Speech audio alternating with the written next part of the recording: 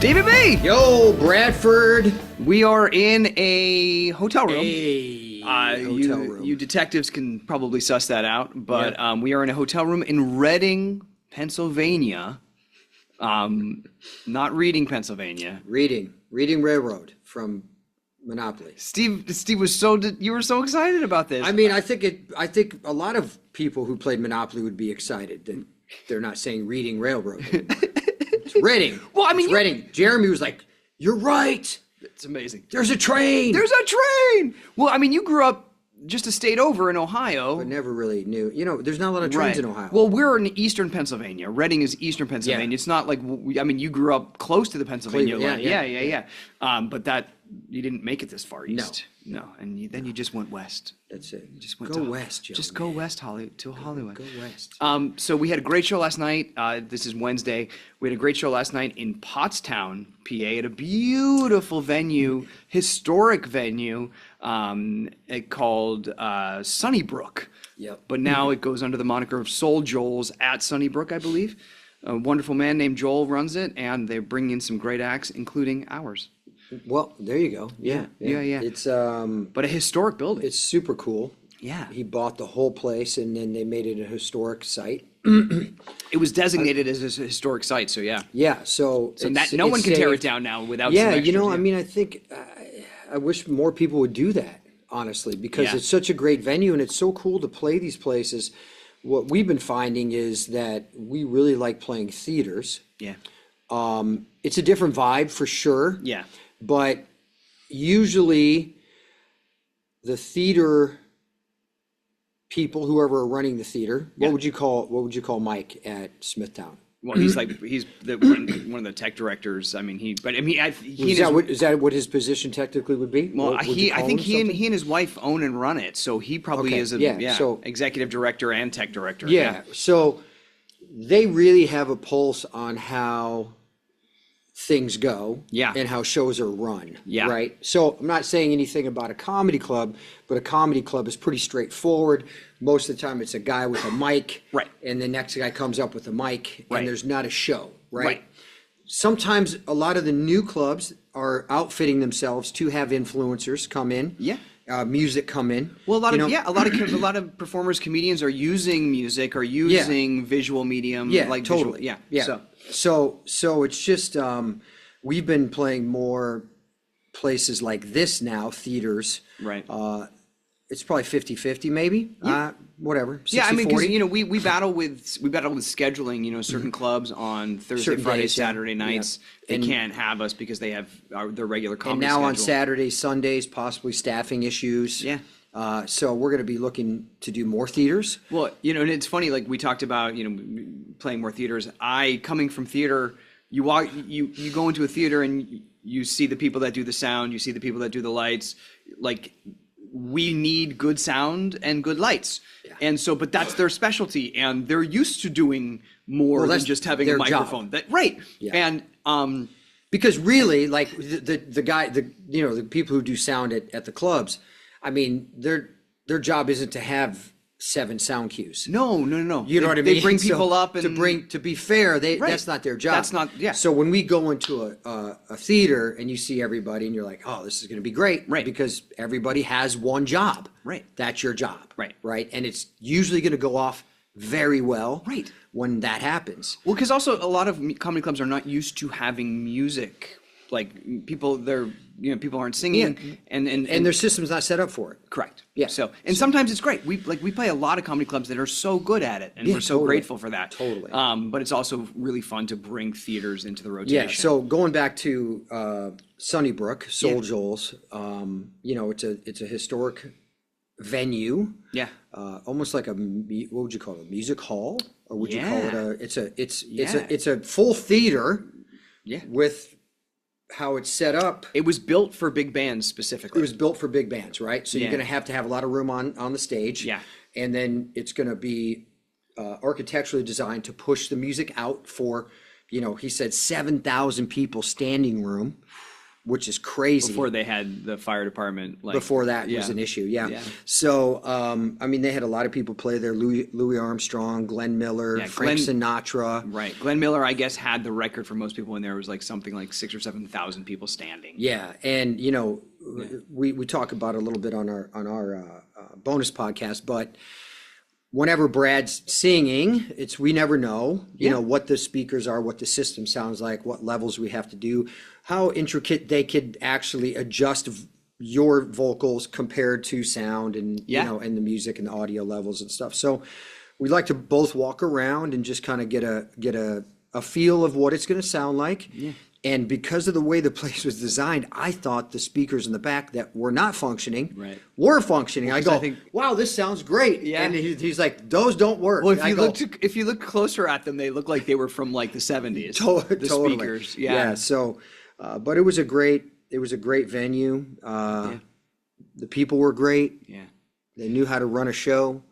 So we had Jeremy there, of course helping us orchestrate everything. He's a beast. Yeah. And it's just fun being in the green room, man. I love theaters. It's just something. Historic photos everywhere, which is really cool. It's just something cool about playing historic places. Yeah, you know, where there's been a lot. Well, you can feel like, I don't know, when you know that so many people have played that theater before, and you're just one of the people that has had the opportunity to put out what you have to offer. Dude, Frank Sinatra. Right.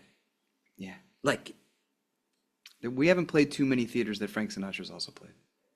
That's pretty cool. It's very cool. And just, you know, you can feel it in the floorboards. Like, in the bones of the place, for sure. Oh my gosh, it's so cool. And, you know, one of the things we've also realized, because it's been kind of unique, you know, normally we go to urban centers because that's where people are, right? Mm-hmm. You know, we've just been lucky to have the opportunity to play these, you know, on this tour specifically, we were asked to play this wonderful place called the Sugarloaf Performing Arts Center in Chester, New York, Sugarloaf, New York. Chester, yeah. And as we were driving there, we're like, we're in the middle of nowhere. Like nowhere. And then this beautiful theater popped up with a great staff, and they're trying to do more fun stuff there too. And then obviously this place that we played in Pottstown is not in an urban center. It's, you know, it's close to Philadelphia, about 30 miles away. And I guess the reason why I'm bringing this up is that, you know, since we've been doing our show, we've had a lot of people say, hey, I have this great theater in my small town. Yeah. Why don't you guys ever come there? Yeah. And our response is, oh, well, normally we try to go to a place where there's a lot of people. So it's, you know, there's more people that can come to our show. And sometimes people enjoy going into a city to have a night out, you know.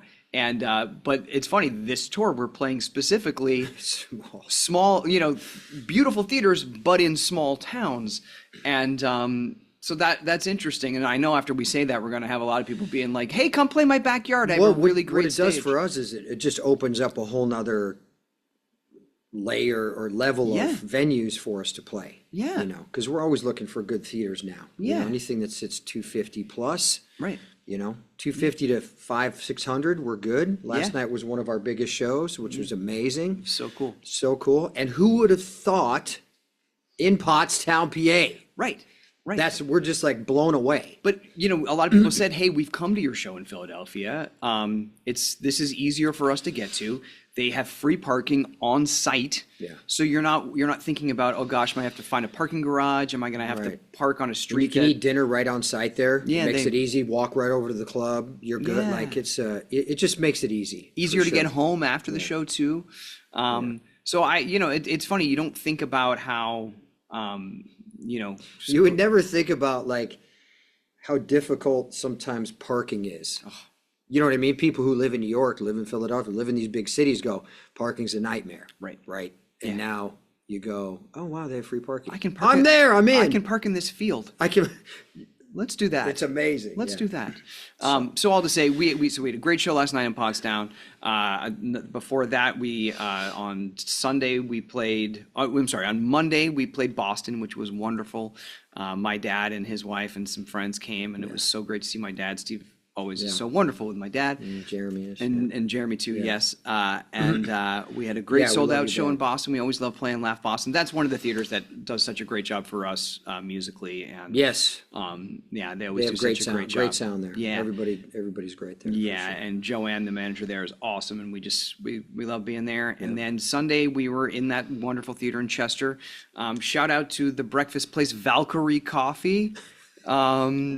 That's right. That was awesome. We had such good. great breakfast and I mean, great coffee. sugar loaf, right? Sugar loaf? Sugar loaf, yes. Sugar loaf. Sugar- Okay. I was just seeing what the population of the actual sugar loaf was. Well, that was one of our fun. So we've been doing this holiday show for about 3 or 4 years now, and we've been building on it every year. And we added a pretty substantial bit this year. Yeah. And we've always felt good about it, but this year, this version of this show, I think we feel the best about that we've ever felt about the holiday show.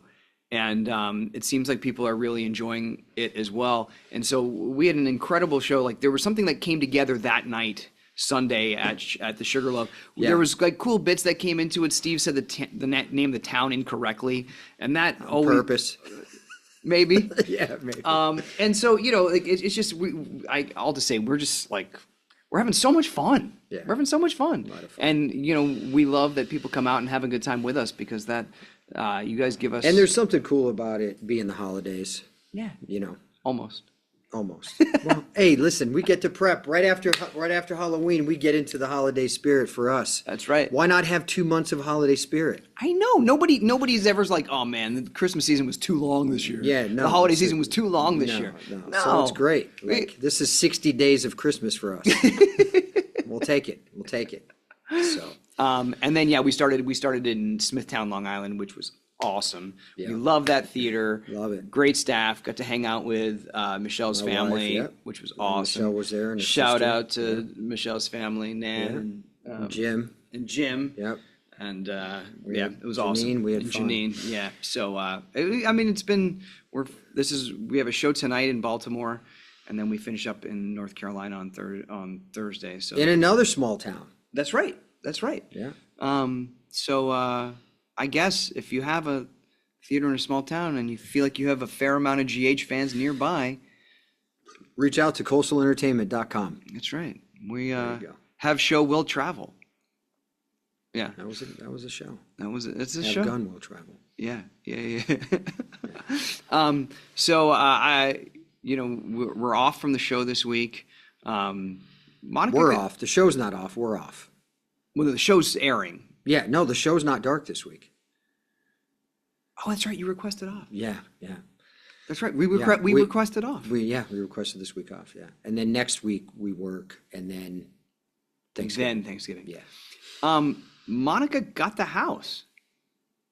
Monica, Tracy? Tracy got Monica's house. Monica had the house. Tracy got Monica's house. Tracy got Monica. We haven't talked about that yet. No, it's amazing. I think all the fans were wanting Tracy to get it. Well, Probably I mean- for all those years. It's Monica's house. It's Monica's house. Now it's Tracy's house, and Right. she should have it for sure. Right. Now, did you have any part in that? No. Martin was trying to pull a scam with Drew? Ronnie and Drew, and So, did Ronnie come around? Like, she was trying to perpetuate a scam, but then did she I don't know if she had. redeeming? Yeah. I don't know. All right. I would imagine not sure. they wouldn't have let her just like walk out with like smeared. That just Yeah, doesn't seem she right. might have. Well, I don't know, man. That's the problem with us not watching. Yeah. We don't know. Yeah. But so Martin was doing it for Drew in theory? Dude, I don't know who you're asking. Yeah, you're right. What am I doing? Get somebody on the horn here. Yeah, right. Get him on the horn. Horn. Beep boop boop boop boop boop boop. Help us. Help. All right. Well, you know what? Someone had a good Good question. question. Oh, they did. The question was like, now that Spinelli's raising kids by himself, could Jason move in and it could be like my two dads? And That was the question. yes. Well, you might as well just move in the Quartermaines. Is there another room? There's plenty of space. Come on down. So you live there, I mean, hypothetically. right? We don't see you there much anymore. No, I don't have a room. I'm just in the den or the foyer. You sleep Or in the the loft. foyer. Do you sleep on a sleep in- couch? Not sure. Never have seen the sleeping arrangements. Well, nor have you brought a companion home. No, Tracy won't allow that, I'm sure. Yeah. So Yeah, I don't know. would Carly just give you you probably have a standing reservation at the MetroCourt, don't you? Oh, I'm sure, yeah. I'm sure I could go to the MetroCourt anytime. Yeah, that I would mean, be I gave her money to buy it back. right. So why were you living on the top of Bobby's? I mean, look, he's a simple guy. You just need one room, bro. That's it. You don't need any more than that. Remember, I lived in a boxcar. Right, but you'd think the MetroCourt has a nice gym, True, I do need a gym. right? Yeah, Jason does need a gym too. Would you think Jason, when he was living above Bobby's, was just doing like body weight and I'm sure there's burpees? a Port Charles gym. How come? Well, there's Volaninos, but right? there's but no. that's not where I'm lifting weights. I don't think That's so, a right? boxing gym. Yeah, Sonny's over there. Yeah. How come? Well, I guess if you have Volaninos and another athletic club, that's too many athletic clubs for a set. Never too many athletic. No, but I'm just saying, like, we've You just seen. have to have characters who work out. Well,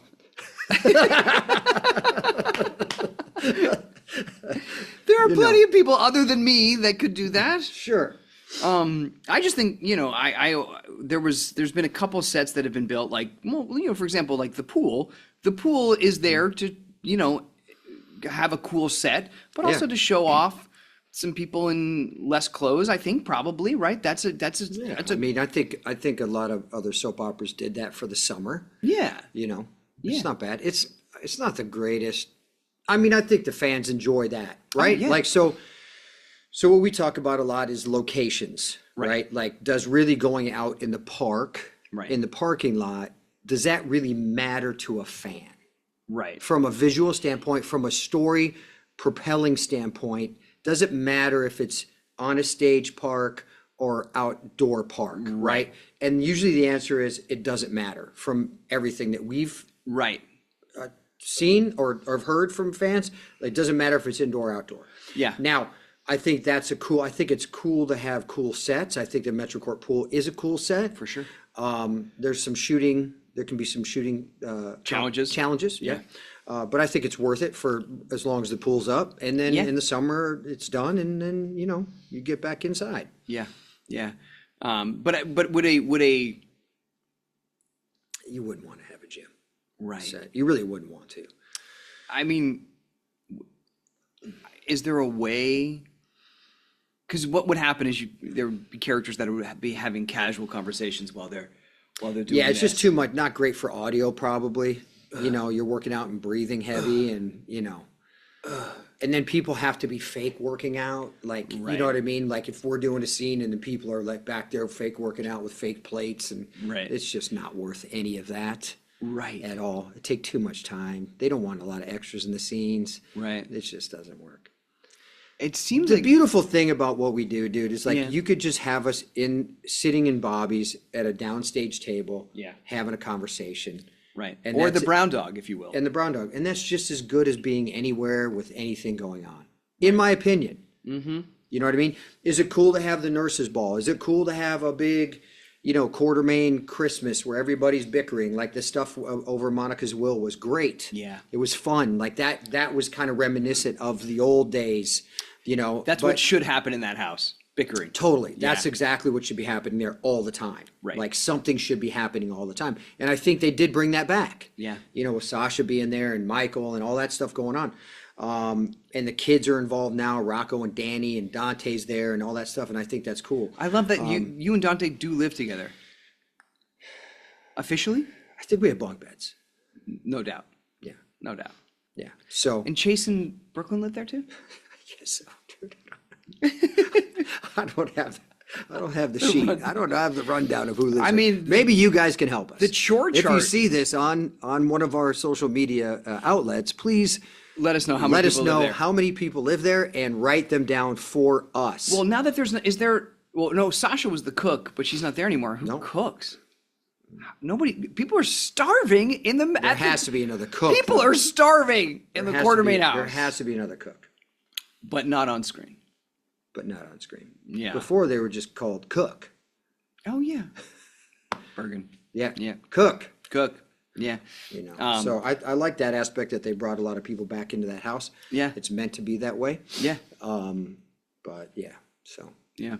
But it would be fun to see Spinelli and Jason co-parenting some kids. Yeah, I mean, just make, depending on the situation with Maxie, I don't know. You guys are living together, correct? Now? Yeah. Now? Yeah. So you moved into her place? Is that how I that did. worked? Well, it initially happened where I was like, she was having some money issues, so I was like, Oh, sugar daddy. well, I was like, oh, well, I need a place to and me and Felicia tried to like finagle it. Like, little scammer. well, I need a room to rent. I'm happy to pay you rent to keep her costs down. And then she found out that it was, and she's like, that was backhanded. And I was like, That's not like you, man. well, I was trying to help her without letting her know that I was helping her. Didn't want her to feel, Obligated or or- disempowered, Sure. So, and then when she found out that I lied, then we almost didn't get back together, but we did. Yeah. Well, I think if I had my penthouse back and you were in there, that'd be cool. That'd be cool. we were good roommates, man. That was a fun time. We were That good. was a fun time. Bring the penthouse. Give me my penthouse back. If you were to with get the pool table, that's right. bring everything back. Do you still want all the brown? Would you? I wanted the way it was. Okay. It's a little dark. You could do some lighter colors, like I don't think so. It was a I don't great. think so. It was a great open concept. Just make it bright. No, why would you make it bright? They Just- did that with the Quartermaine Den. Just restoration It's hardware. it's The crap out That's of what it. they did, dude. Yeah. Not a fan. Maybe just. I mean, it looks great. maybe but we'll replace the carpets at least. Maybe. Yeah. Yeah. Oh, there's Jeremy, everybody. Jeremy. Hey, Jeremy. Oh. Sorry. Oh, you're fine, dude. Random bald guy in our He was room. so like he acted so caught. That was so funny. He froze. Oh man. But yeah, we're having a great time on the road. That's right. Great time on the show. We appreciate you guys. We, Oxford sold out. You're not going to hear this in time. There may be a couple tickets left in Baltimore. Detroit is probably sold out. Chicago definitely is sold out. It is. But there are tickets left in Omaha, Tulsa, and Milwaukee. Yeah. Yes. Thank you. So, yeah. So get them. Well, and Because I'm going to tell you now, this is the best holiday show that we have ever put on. That's right. The show is just so full where, when we're doing the show, the fans are usually very receptive and we're having a great time, and they probably wouldn't, 3 years ago, if they saw the show, oh, you guys put on a good show. Right. But we're always trying to make it better. We're always trying to make the experience better. Yeah. And we're always trying to evolve it into where we perceive weaknesses in the show, that we're trying to lift those up or get rid of them and put something new in there that strengthens the show. So it's a full, kind of full embodied show of there's no weaknesses in our point of view. Right. You guys are always so gracious that you say, oh, it was a great show. But we really did get a lot of compliments this go around of like, wow, this is so much better. I didn't think it could be better. Sure. But it got better. You guys are getting better. Yeah. And we're putting the work in for sure. Yeah. So we appreciate that. So if you're in Milwaukee, Omaha, or where? Tulsa. Yeah. Tulsa. So I Go. think I think we did our holiday show in Milwaukee last year. So if you're like, oh, I saw last year, this is different. Completely different. Some things that worked that you might like, but a lot of new stuff, a ton of new stuff, and the stuff that we had, we improved on. So there's definitely one bit you do not want to miss. That's right. That is it is a new experience. That's great, So, and just to clarify, because we did play Tulsa and we didn't play Omaha this year, but if you saw if we came to your town earlier this year doing our comedy show, this is a completely different show. Yeah. It's a great holiday show. That's right. So, and that's in December. Tickets at stonecoldandthejackal.com. Thank you guys for listening wherever you are watching, listening, wherever you are partaking. Thank you so very much. We look forward to entertaining you for many times to come. many years.